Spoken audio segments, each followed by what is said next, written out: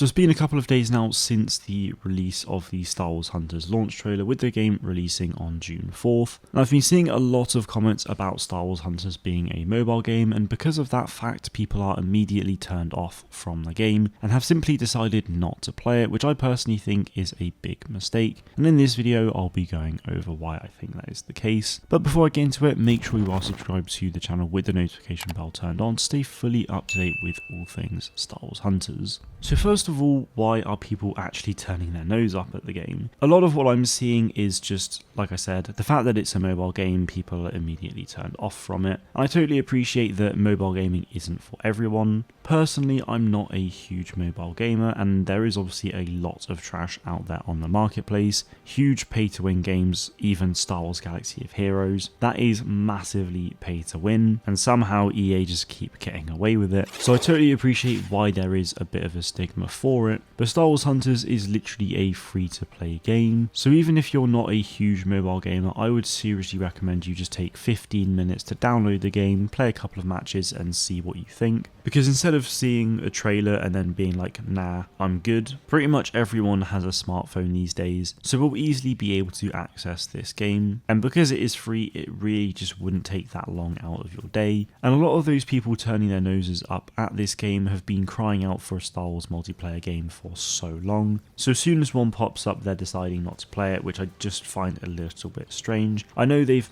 mostly been talking about wanting Battlefront 3, but not every Star Wars multiplayer game has to be a large-scale game where you play as the same characters as the last games from the last 20 years. So I personally think Star Wars Hunters provides a really unique take on Star Wars, and it is a lot of fun. Like I said, I'm not a huge mobile gamer myself, but the gameplay in this game is fun even with the touch controls, and it's not a pay-to-win game at all. There are genuinely no pay-to-win systems in this game whatsoever, which is really nice. To unlock the Hunters, you can pay for them with crystals, which you can buy, but that does not give you a competitive advantage over anyone else. And you also cannot upgrade your Hunters either by paying. You simply have to play as a character to level them up, which as a result will make their abilities better, but you can only do that via playing as that specific character. The game does also have controller support as well, so if you don't like playing the touch controls, just link up your PlayStation controller or Xbox controller to your phone, which is super easy to do, and play the game with a controller, because I've been doing that quite a lot as well, and it is a blast.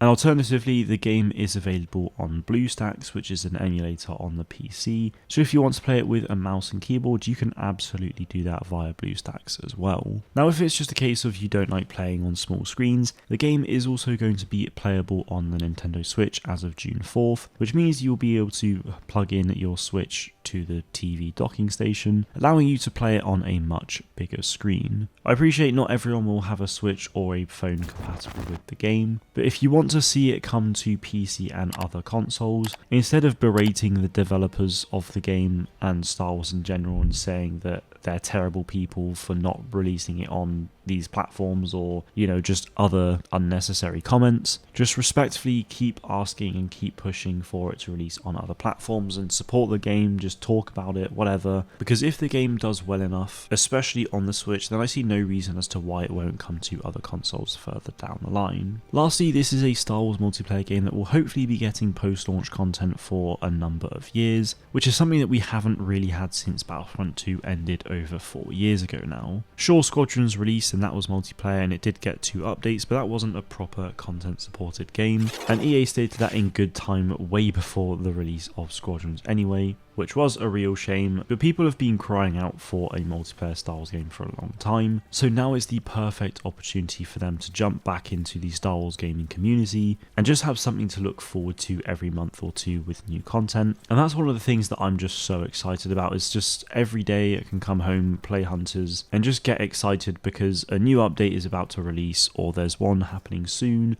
or we're halfway through a season and there's new events happening. There's a real sense of community. The devs will hopefully be somewhat engaging with the community as well, which is always a lot of fun. But then the game itself is genuinely really good as well. The soft launch has been a really fun journey to go on with this game. It already has 12 great characters that you can play as, with 2 more seemingly releasing at the launch of the game as well. And no doubt with the post-launch content we'll get even more hunters, more maps, cosmetics, game modes and other new and exciting features. So if what you miss most about the Star Wars Battlefront 2 days is ultimately just the updates and not so much the large scaleness of the game, then I would definitely recommend jumping onto Hunters when it releases. But if it's also the fact that Battlefront had themed updates around certain things, Hunters can absolutely do the same thing as well, just because we won't ever see characters like Darth Vader and Luke Skywalker and Anakin and whatnot in this game, especially via the cosmetic system and the maps. We've got loads of awesome content themed on things already.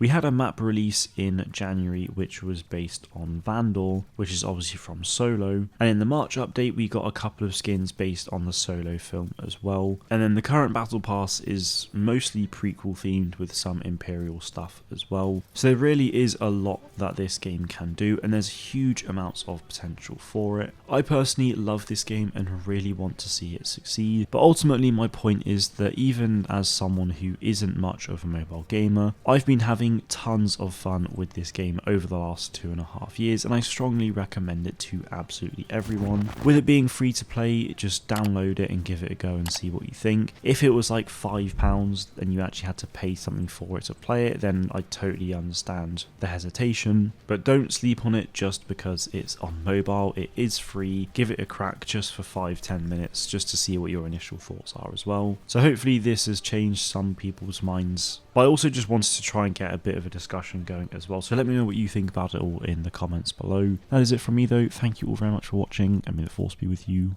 always.